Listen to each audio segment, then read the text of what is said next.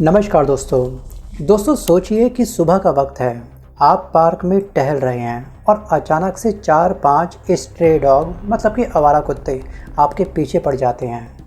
तब उस समय डर, गुस्सा और बेचैनी तीनों एक साथ हमें महसूस होती है, आपको महसूस होती है। वहीं पर दूसरी तरफ कुछ आवारा कुत्ते आपके आसपास उम्मीदों के साथ में टहलना शुरू कर दे, आपके आसपास आपको घेरना शुरू कर दे, केवल इस उम्मीद से कि हमें सिर्फ थोड़ा सा खाना दे दो और थोड़ा सा पुचकार दो। तो एक आम इंसान उस समय काफ़ी कन्फ्यूज़ हो जाता है उनकी आंखों को देख करके कि इन मासूम आंखों से हम लोग प्यार करें या फिर इनसे नफरत, क्योंकि भारत देश के अंदर कई जगह डॉग बाइट के केस जो हैं वो लगातार बढ़ रहे हैं। ये कभी कभी खतरा बन रहे हैं।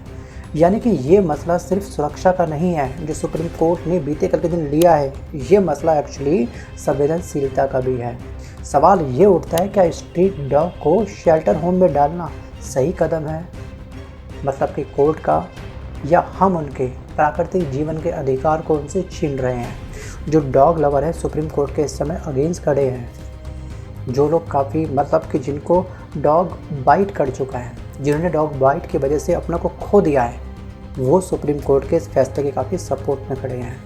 एक तरफ लोग ये कहते हैं कि इससे सड़क हादसे बढ़ते हैं, कुत्ते के काटने की घटनाएं लगातार बढ़ रही हैं और संक्रमण बहुत पीक लेवल पर बढ़ जाता है।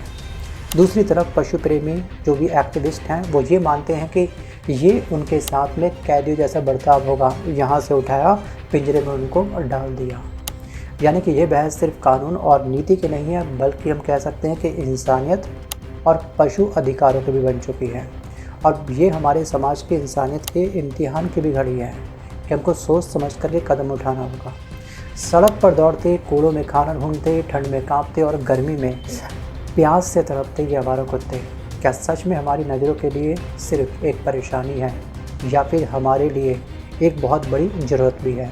करेंगे इस टॉपिक पर आज हम थोड़ा सा डीप डाइव। और दूसरी तरफ लेकिन ये सवाल भी खड़ा होता है कि क्या सच में हमारी सरकार के पास इतने शेल्टर होम हैं कि इनकी प्रॉपर देख रेख वहाँ पे हो सके? तो इसका आंसर है अभी नहीं है। लेकिन सुप्रीम कोर्ट के इस फैसले के बाद एक्शन तो स्टार्ट हो गया है, लेकिन उठा के इनको ये कहाँ लेके जा रहे हैं?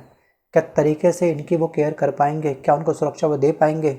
जो इनकी खुराक है, क्या प्रॉपर इनको खुराक मिल पाएगी भरपेट, या फिर इनके साथ एक बहुत बड़ा अन्याय होने वाला है?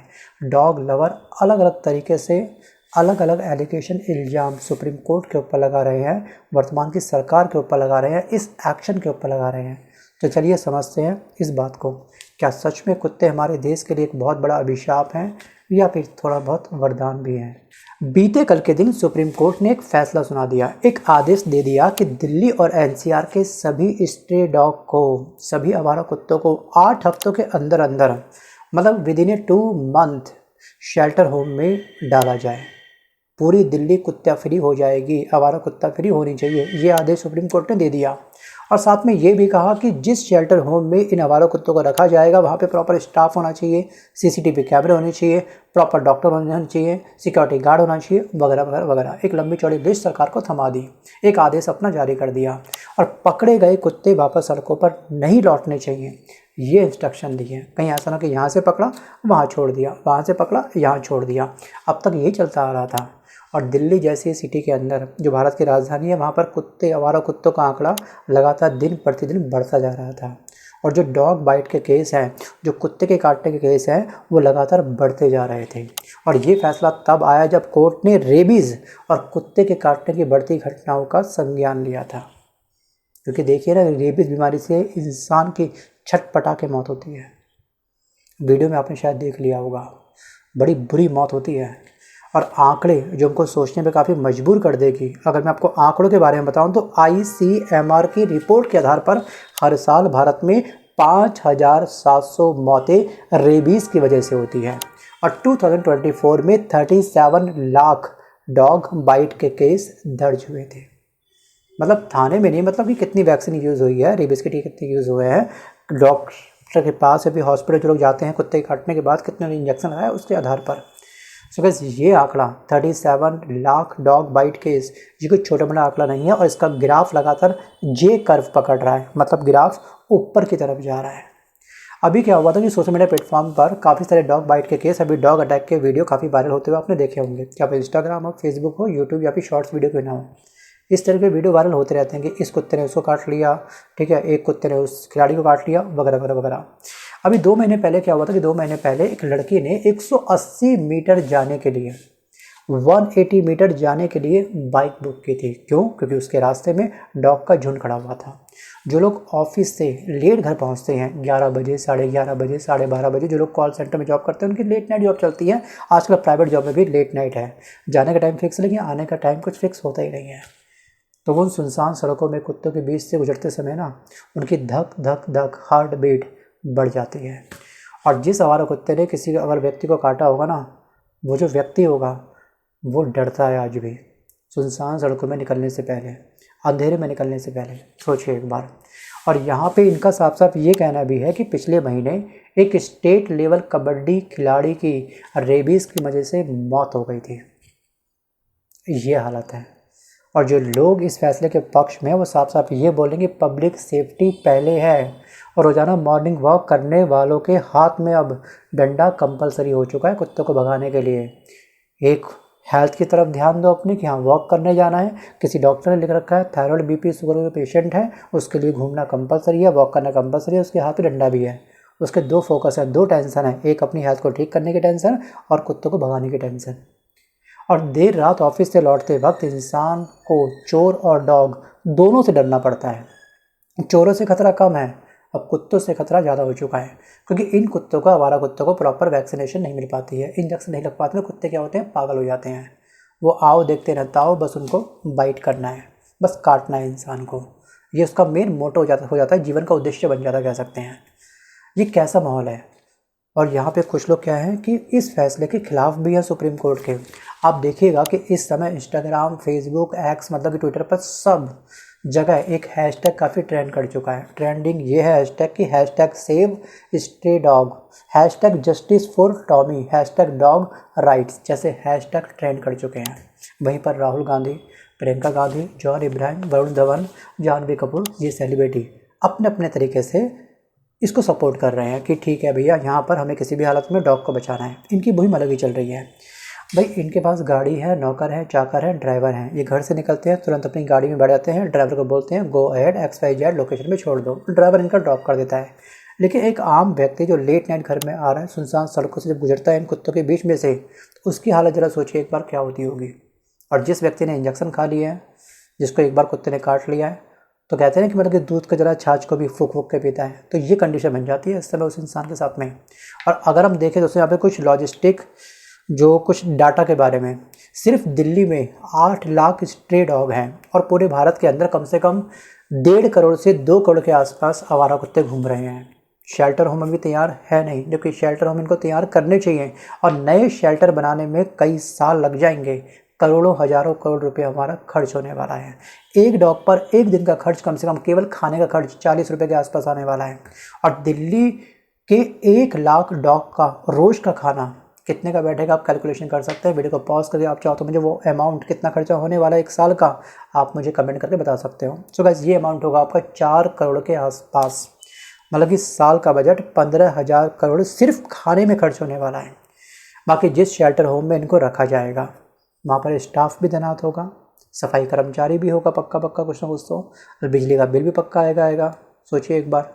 और ज़मीन का जो लैंड का जो प्राइस है वो तो मैं इसमें अभी ऐड ही नहीं कर रहा हूँ। और जो डॉग अगर एक साथ रहेंगे आपस में तांडव करेंगे, हल्ला गुल्ला करेंगे, किसी को काटेंगे, क्योंकि ये डॉग के बीच में ना जो ईगो पावर होती है बहुत अधिक होती है कि इसने मुझे भौंका कैसे, इसने मुझे एक बार भौंका मैं ऐसे 10 बार भौंकूँगा, मतलब कि अपुरुष किसी से कम नहीं है, ये डॉग समझते हैं। एक्चुअली ऐसे केस ना भारत में इतिहास में पहले भी कई बार हुए हैं। कई स्टेट ने क्या करा, शेल्टर होम तैयार करे, एक ही शेल्टर होम के अंदर कई कुत्तों को भर दिया, डाल दिया और वो आपस में लड़के आपस में मर गए। चलिए इस टॉपिक पे डिस्कस करूंगा मैं चंद मिनट बाद, लेकिन आपको ध्यान रखना है कि अगर दिल्ली, राजस्थान, तमिलनाडु जैसे अन्य राज्यों में अगर सुप्रीम कोर्ट ने इस आदेश को लागू कर दिया तो उनका पूरा बजट ना इस डॉग फूड के अंदर घुसने वाला है। अगर हम बात करें केवल दिल्ली के बारे में, चलिए दिल्ली के मामले में इसका मतलब ये होगा कि 3000 शेल्टर होम हमको तैयार करने होंगे, उसके लिए ज़मीन ढूंढनी होगी और 1.5 लाख के आसपास सफाई कर्मचारियों की हमें नियुक्ति करनी पड़ेगी। 1.5 लाख सफाई कर्मचारी, और नई 500 वैन हमको खरीदनी होगी। दर्जनों पशु चिकित्सक की हमको आवश्यकता पड़ेगी। सिक्योरिटी गार्ड हमको रखने पड़ेंगे। इसकी लागत कम से कम 15,000 करोड़ आने वाली है, जिसमें ज़मीन की कीमत मैं अभी ऐड नहीं कर रहा हूँ, मैं अगेन आपको बोल रहा हूँ। ज़मीन वहाँ ढूंढनी पड़ेगी जहाँ पे आसपास लोग ना रहते हों, वरना कुत्ते के भौंकने की आवाज़ से 24/7 उस आवाज़ से शायद आम जनता वहाँ की पागल हो सकती है। सोचिए, सिर्फ खाने का खर्च ही हर हफ्ते 5 करोड़ होगा। अभी तो क्या होता है कि ठीक है, लोगों ने ऐसी ठीक है कुछ अपना लिया मदर डेयरी से, दूध की थैली काट दी, पिला दिया दूध उसको। मतलब काफ़ी सारे आवारा कुत्ते तो ऐसे ही पल रहे हैं। वो अलग बात है कि वो आम जनता कुत्तों को घर में पालना पसंद नहीं करती है, तरीके से रखना पसंद नहीं करती है, बस सड़क पे उनकी सेवा चल रही है, सड़क पे उनका दान पुण्य चल रहा है। तो आखिरकार दोस्तों साफ साफ कहूँगा कि ऐसे लोगों को भी अच्छा सा कदम उठाना चाहिए। और हमारी सरकार को जो ये कुत्ते शेल्टर होम में डाल रही है, अगर उनकी प्रॉपर केयर कर दे, वैक्सीनेशन कर दे, तो एक एडॉप्शन कैंपेन भी सरकार चला सकती है नीदरलैंड की तरह। क्योंकि नीदरलैंड में भी सेम ऐसे ही होता है। वहाँ पर आवारा कुत्ते आपको दिखाई नहीं देंगे, उनके लिए प्रॉपर एक शेल्टर होम तैयार होता है, उनकी प्रॉपर देख रेख होती है। और सरकार एडॉप्शन कैंपेन चलाती है, वहाँ की आम जनता एडॉप्शन कैंपेन के माध्यम से कुत्तों को ले लेती है, खरीद लेती है एक प्रॉपर टैक्स पे करके। तो कुत्तों से भी वहाँ की जो नीदरलैंड की जो कंट्री है वो एक बहुत बड़ा रेवेन्यू जनरेट करती है। तो हम विदेशों से भी बहुत कुछ सीख सकते हैं। लेकिन अभी हमारे पास शेल्टर होम तैयार नहीं है और स्पीड से कुत्तों को पकड़ा जा रहा है। तो आखिरकार सरकार इन्हें कहाँ रखेगी? और डॉग लवर का यही सबसे बड़ा क्वेश्चन है, क्या कहीं इनके जीवन को एक बहुत बड़ा खतरा तो नहीं है? क्योंकि सुप्रीम कोर्ट के आदेश तो फॉलो करेगी सरकार, कहीं ना कहीं पकड़ेगी, धर दबोचेगी कहीं ना कहीं। लेकिन क्या इनके साथ में, इनके जीवन के साथ में एक बहुत बड़ा अन्याय होने वाला है? क्या एक ही शेल्टर होम के अंदर 100, 200, 300 कुत्ते भर दिए जाएंगे और उसके बाद जो अंदर जो करेंगे, या लहू लुहान आपस में काटेंगे दूसरे को? सोचिए, कुत्ते आपस में ना बहुत झगड़ा करते हैं तगड़े लेवल पर, तो क्या होगा? क्योंकि एक्चुअली क्या हुआ था कि डॉग शेल्टर हमेशा अप्रभावित साबित हुआ है। क्यों? जोधपुर में 30 साल पहले, जी हाँ 30 ईयर पहले एक डॉग शेल्टर बना था और कुछ ही हफ्तों में उसे बंद करना पड़ा था। क्यों? क्योंकि सारे कुत्ते उस डॉग शेल्टर के अंदर मर गए थे। हालत इतने खतरनाक थे कि स्टाफ अंदर नहीं जा सकता था उसको खाना देने के लिए। ऊंची ऊंची दीवारों से कुत्तों के लिए खाना फेंकना पड़ता था। भाई कौन रिस्क लेगा? मतलब दीवार के ऊपर से खाना फेंकना पड़ रहा है। जो खूंखार कुत्ते हैं वो खाने की तरफ पहले झपटते थे, सारा खाना खाते थे, बाकी कुत्तों को खाना नहीं मिल पाता था। आपस में एक दूसरे को काट करके उन्होंने क्या करा, कुत्तों को आपस में जान ले ली। ये कंडीशंस हुई तो फाइनली जोधपुर की सरकार ने उस डॉग शेल्टर होम को शट डाउन कर दिया। और कहीं ऐसा हाल आने वाले भविष्य में ना हो जाए, आने वाले समय में ना हो जाए। और ये पॉसिबल नहीं है कि एक डॉग पर एक डॉग शेल्टर होम तैयार कर दिया जाए। ये भी पॉसिबल नहीं है कि भैया एक प्रॉपर एक लोहे का पिंजरा से बना दिया, उसमें रख लिया। क्योंकि डॉग के लिए वॉकिंग भी ज़रूरी होती है, वरना वो कहीं ना कहीं जेल के अंदर खुद को फील करेंगे कि हम किसी जेल में आ चुके हैं, वो वैसे ही मर जाएंगे फिर। क्योंकि इनके अंदर भी दिल होता है, इनके अंदर भी फीलिंग बहुत तगड़ी होती है। और जितनी फीलिंग इन कुत्तों के अंदर होती है ना, उतनी फीलिंग कुत्तों को लेकर के इंसानों के अंदर भी होती है। क्योंकि हम भी कहीं ना कहीं इमोशनल एंगल के साथ में इन कुत्तों के साथ में जुड़े हुए हैं। भारतीय संस्कृति में कुत्तों का एक खास स्थान था, कि या फिर खास स्थान आज भी है। प्राचीन मंदिर के चित्रों को आप ध्यान से देखोगे तो आपको कई सारे कुत्तों के चित्र वहाँ पे मंदिरों के अंदर गुदे हुए मिल जाएंगे। और यहाँ पर अगर आप हड़प्पा सभ्यता को ध्यान से पढ़ोगे तो हड़प्पा सभ्यता में कुत्तों के मिट्टी के खिलौने हमको प्राप्त हुए हैं। इनफैक्ट जो इंसान दफनाए गए थे, कई बार इंसान के कंकाल के साथ में हमें कुत्ते के कंकाल भी प्राप्त हुए हैं। क्यों? क्योंकि इंसान का पहला पालतू जानवर कुत्ता ही था। और वफादारी की हज़ारों कहानियाँ कुत्ते के साथ में जुड़ी हुई है और आपने पढ़ी भी होगी, या फिर यूट्यूब प्लेटफॉर्म पे आप देख लीजिएगा, कई हज़ारों कहानियाँ आपको प्राप्त हो जाएंगे।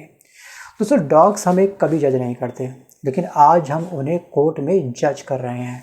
मैं मानता हूँ कि दोनों पक्ष अपनी जगह बिल्कुल सही हैं, सिक्के के दोनों पहलू होते हैं, दोनों पहलू ही इंपॉर्टेंट होते हैं। और यहाँ पर सुरक्षा भी ज़रूरी है और संवेदनशीलता भी ज़रूरी है। अगर इंसान का बेस्ट फ्रेंड हमें बचा सकता है, मतलब कि कुत्ता, तो हम भी उन्हें बचाने के तरीके ढूंढ सकते हैं। और ये कदम सरकार को उठाना होगा।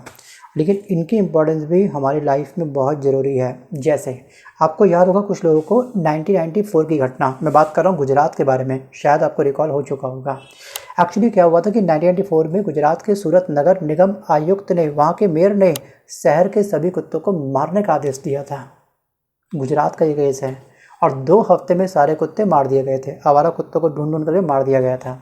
और ठीक 2 हफ्ते बाद क्या हुआ, दुनिया की सबसे घातक बीमारियों में से एक बीमारी जिसका नाम है ब्यूबोनिक प्लेग उस शहर में फैलना स्टार्ट हो गया। क्यों? क्योंकि कुत्ते उस शहर से चले गए, मतलब कि उनको मार दिया गया। और ज़मीन के अंदर जो बिल बना करके चूहे थे, वो सारे चूहे ज़मीन पर अपना तांडव मचाना स्टार्ट कर दिया, मतलब कोहराम मचा दिया, हाहाकार मचा दिया। चूहों ने घर में घुस घुस के लोगों को काटना स्टार्ट कर दिया और चूहों से फैलता है प्लेग। ढेरों लोग चूहों के काटने का शिकार बन चुके थे। प्लेग के पहले केस 3 आए, फिर 30 आए, फिर 300 आए। सूरत का ये कंडीशन हो चुकी थी। ये घटना है 1994 की।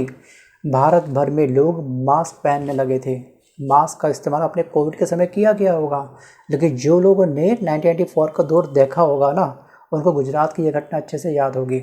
निर्यात हमारा रुक चुका था। हम सामान तो मंगवा सकते थे देशों से, लेकिन अपना सामान हम लोग वहाँ पे दूसरे देशों में नहीं बेच सकते थे, क्योंकि प्लेग कहीं फैल ना जाए इस डर से। और पर्यटन लंबे समय तक, कई सालों तक यहाँ पर ठप रहा था। योगदान तो इसका भी है कुत्तों का। अगर कुत्ते होते बैलेंस में तो चूहे सारे बाहर नहीं आते, ज़मीन से बिल से बाहर नहीं निकलते, लोगों को काट नहीं पाते, प्लेग फैलता नहीं, निर्यात कंटिन्यू चलते रहता। इंपॉर्टेंस इनकी भी है। और एक्चुअली 1880 के दशक में पेरिस में भी घटना घटित हुई थी। उन्होंने सेम यही करा था, सभी कुत्ते बिल्लियों को मार दिया था, नतीजा सेम सामने आया था। और एक घटना और कि चीन में जो चेयरमैन थे उस समय, उनका नाम था माओ, उन्होंने भी एक आदेश दिया था। उन्होंने साफ साफ ये बोला था कि जो गौरैया होती है ना, उनको मार दो।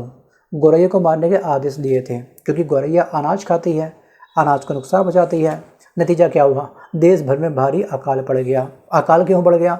खेती नहीं हो पाई। खेती क्यों नहीं हो पाई? खेती तो हुई थी, लेकिन टिड्डियों ने उस खेती के ऊपर आक्रमण कर दिया था अपना।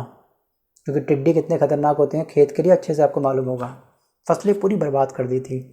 मतलब कहने का अर्थ ये है कि अगर धरती पर तमाम जितनी भी चीज़ें हैं, चींटी से लेकर के, ठीक है, हवाई जहाज़ तक, सबकी अपनी अपनी इम्पोर्टेंस होती है, लेकिन अति कभी कभी खतरनाक होती है। जैसे हम लोग कहते हैं कि मीठा हमको अच्छा लगता है, लेकिन मीठा भी सेहत के लिए काफ़ी हानिकारक है। हम बोलते हैं सेहत के लिए दूध काफ़ी अच्छा होता है। अगर इंसान केवल 24/7 केवल दूध पीते रहे, पूरे साल भर तक केवल मिल्क पीते रहे, कैल्शियम तो अधिक हो जाएगा उसकी बॉडी के अंदर, लेकिन बाकी पोषक तत्व कहाँ से आएंगे जनाब अली? सोचिए। मतलब कि हर चीज़ का एक्सीड होना हमारे लिए खतरा होता है, लेकिन डॉग के ऊपर हम तरीके से अगर एक्शन लेंगे तो ये हमारे लिए खतरा नहीं, शायद वरदान बन सकते हैं।